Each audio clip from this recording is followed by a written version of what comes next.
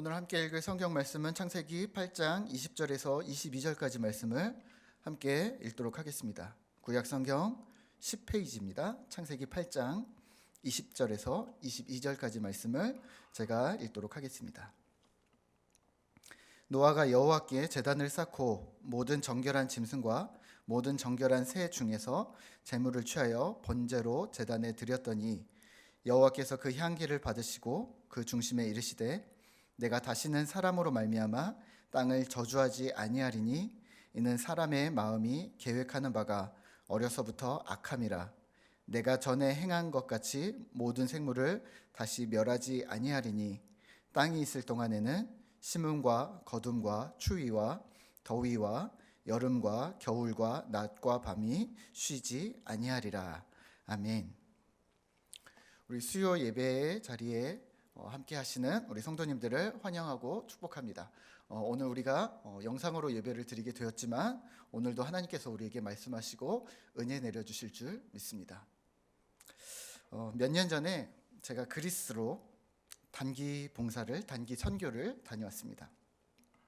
그리스에 무슨 선교를 가느냐라고 하시겠지만 그곳에는 우리가 잘 아는 것처럼 아프가니스탄 난민들이 있습니다.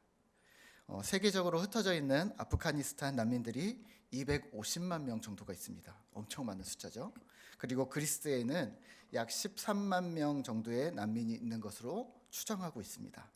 13만 명, 엄청 많은 숫자거든요. 네. 그리스에 들어와서 난민주의를 획득해서 정착하는 사람들은 극소수, 성공 확률은 5%라고 합니다. 그리고 2년마다 사람들이 바뀌는데, 왜냐하면 2년을 버텨서 난민으로 허락을 받지 못하면 또 다시 다른 나라로 옮기고 또 다른 나라로 옮기고 이렇게 하는 일들이 계속해서 반복되는 겁니다.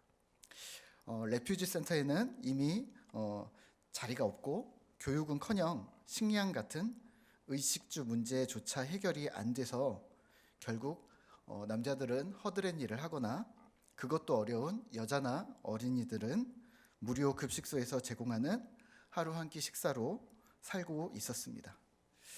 제가 만난 여러 아프가니스탄 사람들 중에 기억에 남는 분들이 좀 있는데요. 식사를 이제 무료 급식소에서 같이 나눠주고 식사를 같이 하는데 이렇게 테이블에 아빠랑 딸, 아들, 딸 이렇게 5명이나 앉아 있는 거예요. 근데 5명이 자녀인 건 좀 너무 많잖아요. 그래서 제일 비슷해 보이는 2명을 가리키면서 혹시 당신 자녀냐고 물어봤어요. 예. 그랬더니 그 남자분이 여기 5명이 다 자기 아이라고 이렇게 얘기를 했습니다. 사실 밥을 먹는 동안 엄마가 어디 갔는지 너무 궁금했습니다. 예. 근데 혹시 엄마가 어디 갔냐고 물어보면 혹시나 상처가 될까봐 묻지 못했는데요. 만약에 뭐 탈출 과정이나 뭐 이런 여러 가지 상황들 중에 사고가 있었으면 어떡해요? 그래서 묻지 못했는데 나중에 선교사님이 알려주셨어요. 여기에 있는 가족 단위의 난민들은 아내를 먼저 유럽 국가로 보낸다고 합니다. 왜냐하면 유럽 국가들은 상대적으로 여자와 어린아이들에게 관대하기 때문에 거기에 가서 먼저 난민주의를 획득하게 되면 이제 다른 나라에 남겨진 나머지 가족들을 초청한다고 합니다. 그 가족의 어머니는 스위스에 있다고 합니다. 그렇게 가족들이 뿔뿔이 흩어져서 생존을 위해서 살아가고 있었습니다. 물론 언제 만날지 기약은 없습니다. 사실 거기서 2일차부터 머릿속을 계속해서 괴롭혀왔던 것들이 있습니다. 이 사람들이 과연 예수를 믿을 수 있을까? 그렇다면 지금 이들은 어떤 마음을 가지고 있을까? 만약 저였다면 이미 하나님에 대한 원망으로 가득 찼을 텐데요. 하나님, 왜 우리 인생은, 하나님 왜 제 인생은 항상 이런 식입니까? 만약에 그 사람들 이랬었거든요. 지금 이 아프간 사람들의 삶은 자신의 실수나 자신이 선택한 것이, 그래서 선택으로 일어난 일들이 하나도 없었던 것이었습니다. 전쟁, 집을 잃었어요. 기근, 먹을 것이 없어요. 가난, 교육을 하거나 입을 것이 있거나 혹은 교통수단조차 이용할 수 없는 그런 극한 상황이에요. 걸어 다니는 거죠. 분리된 가족, 부모를 잃거나 자녀를 잃거나 그게 죽음이든 아니면 타지에 살던 상실감이 아주 컸을 텐데 말입니다.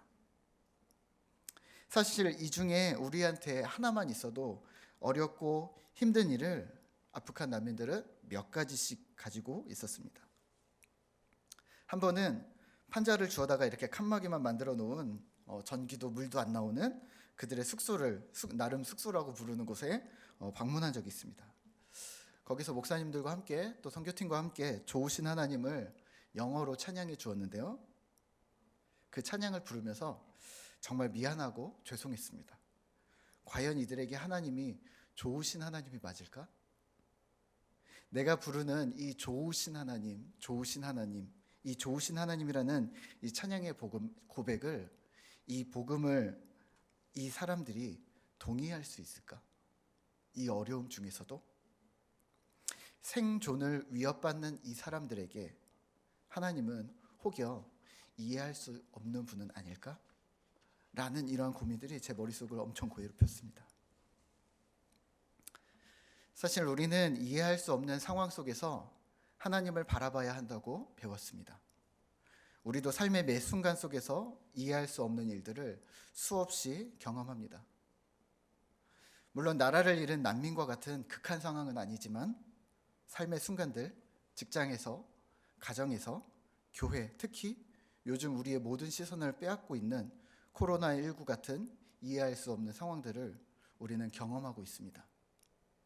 그런 때 우리는 어떻게 반응하고 계십니까? 오늘 본문 창세기 6장에서 8장은 우리가 잘 아는 노아가 등장을 합니다. 세상의 죄악이 관영함, 죄악이 가득함, 사람의 마음으로 생각하는 모든 계획이 항상 악함을 보시고 하나님께서는 한탄하셨고 마음에 근심하셨습니다. 그리고 멸하기로 작정하셨습니다. 그리고 노아가 배를 만들고 비가 옵니다. 40일 주야를 비가 막 옵니다. 비가 내리고 샘이 터지고 천하의 높은 산들이 다 물에 잠깁니다. 그리고 땅 위에 움직이는 모든 생물이 죽습니다. 창세기 7장 22절에서 23절인데요. 제가 읽겠습니다.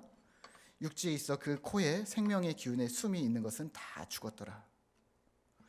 23절입니다. 지면의 모든 생물을 쓸어버리시니 곧 사람과 가축과 기는 것과 공중의 새까지라.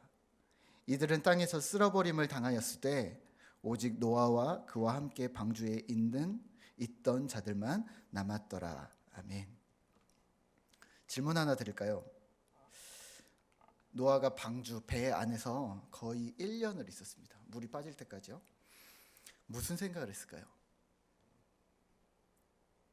상상을 하나 더 해볼까요? 물이 다 빠졌습니다. 그리고 이제 배에서 딱 내릴 수 있게 되었습니다. 노아와 가족들 8명인가요? 네, 이들이 배에서 딱 내렸습니다. 그리고 하나님께 예배합니다. 뭐라고 예배했을까요? 하나님 감사합니다. 다른 사람들은 다 죽었지만 나를, 내 가족들을 구원해 주셔서 감사합니다. 행복합니다. 이랬을까요? 온 천하에 자기 혼자만 남았는데요. 노아에게 혹시 친구가 없었을까요? 노아가 600살 되던 해에 비가 왔다고 하는데요. 600년 동안 이웃도 친구도 하나 없는 사회적인 외톨이였을까요? 그래서 하나님만 믿었던, 하나님만 섬겼던 외골수였던 이 노아가 결국에는 승리했다. 그 봐라. 그래서 하나님 믿자.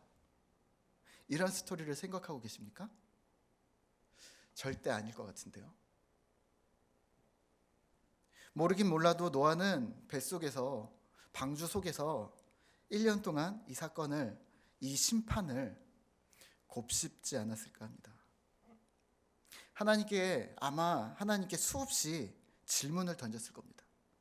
하나님 왜 그러셨습니까? 공의의 하나님, 죄를 참아보지 못하시는 하나님, 네, 이해합니다. 하지만 조금 더 참으실 수는 없었습니까?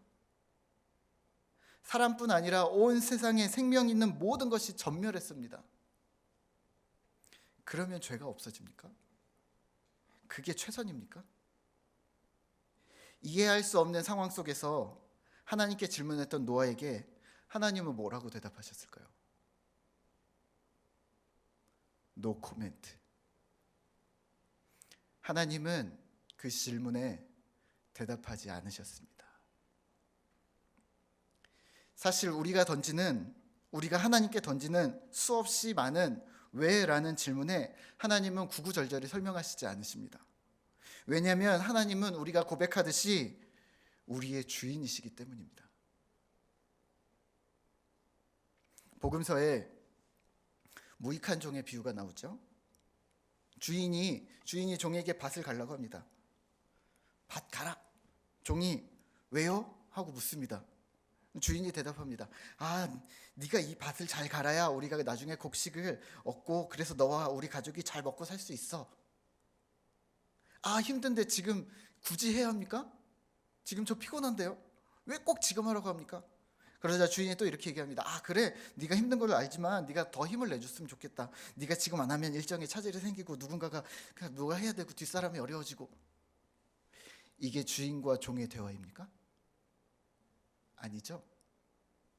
주인이 밭 가라 그러면 종이 혹시 왜 그러십니까? 라고 묻는다면 주인이 아마 이렇게 대답할 거죠.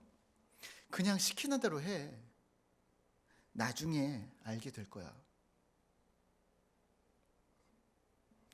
오늘 본문에서 우리가 주목할 것은 20절입니다. 제가 읽겠습니다. 노아가 여호와께 제단을 쌓고 모든 정결한 짐승과 모든 정결한 새 중에서 제물을 취하여 번제로 제단에 드렸더니. 아멘. 개역성경에서는 원문에서는 노아가 여호와를 위하여 제단을 쌓고 이렇게 나옵니다. 노아는 하나님으로부터 홍수에 대한 어떤 대답도 듣지 못했지만 하나님께 제사를 드립니다.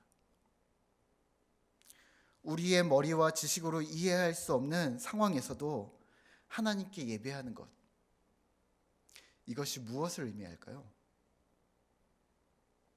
하나님에 대한 신뢰를 붙들고 있는 것입니다. 비록 원하는 답을 듣지 못했지만 하나님께서 우리에게 가장 좋은 것으로, 가장 선한 것으로 채워주실 것이라는 믿음을, 그 신뢰를 잃지 않고 있는 것입니다. 오늘 우리도 마찬가지입니다. 우리가 도무지 이해할 수 없는 상황 속에서, 도저히 버텨낼 수 없는 상황 속에서 오늘 그 자리에 여러분들은 예배하고 계십니까? 네, 잘하셨습니다. 어떤 환경에서도 하나님은 여전히 우리에게 좋으신 하나님이시라는 믿음을 잘 지켜내고 계신 것입니다. 오늘 우리가 겪고 있는 상황에 대해서도 하나님께서는 설명하지 않으실 가능성이 큽니다. 하지만 하나님에 대한 신뢰를 잃지 않는 것, 그래서 믿음의 사람으로서 여전히 자리를 지켜내는 것, 우리가 신자임을 잊지 않으셔야 합니다. 또 하나 우리가 해야 할 일은 하나님의 마음으로 세상을 품는 일입니다. 세상에 휩쓸리지 마십시오. 세상을 끌어안고 기도하셔야 합니다. 코로나19로 인해서 요즘 민심이 흉흉합니다. 인심도 각박합니다. 안 그래도 빡빡한 사람들의 인심이 요즘은 더합니다. SNS, 엄마들 카페, 아파트 주민 카페, 저희 아파트에 주민 카페도 있어요. 있는지 모르시겠지만 지자체, 정부, 매스컴 뭐 다 난립니다. 뭐라고 하냐면 예배 드리지 말고 모이지 말라고 합니다. 네, 이해는 하는데요. 그래서 저희도 지난주 집에서 영상으로 예배를 드렸습니다. 예배 드리고 딱 30분 만에 아파트 카페에 시끄러워 죽겠다고, 교회 다니는 사람들 예의가 없다고 항의기를 막 올라왔어요. 동호수를 딱 보니까 저희 윗집인 거예요. 마음이 얼마나 상하는지. 어쩌라는 걸까요? 교회 가면 신고한다. 죄졌습니까? 근데 또 집에서 예배 드리면 또 시끄럽다. 배려가 없냐? 요즘에 밖에 나갈 때 혹시라도 깜빡하고 마스크 안 끼고 나가면 사람들 눈초리가 장난이 아닙니다. 저런 몰상식한 마스크 끼고 안 끼고 저런 저희 집 근처만 그렇습니까? 혹시 나도 그러고 있는 것 아닙니까? 환경과 상황에 휩쓸리지 마십시오. 극한 상황으로 치달을수록 우리는 자기 보호 본능이 자꾸 발현되는데 그 본능에 매몰되지 마십시오. 우리가 누구인가 기억하셔야 합니다. 보름 전에 이성구 대구의사회 회장이 대구 경북 지역에 의사들에게 문자를 보냈답니다. 지금 바로 대구로 달려와 주십시오. 이 문자를 받은 대구 경북의 지역 의사들이 동료와 선후배들에게 전달을 하고 또 SNS에 올리면서 순식간에 전국으로 이 문자가 퍼져나갔습니다. 그리고 의료진들이 거꾸로 대구로 향했습니다. 의사인 아들을 보내는 어머니는 이렇게 부탁합니다. 조심히 다녀와라. 조심히. 의사 아버지를 보내며 걱정하는 아들에게 아버지는 이렇게 얘기합니다.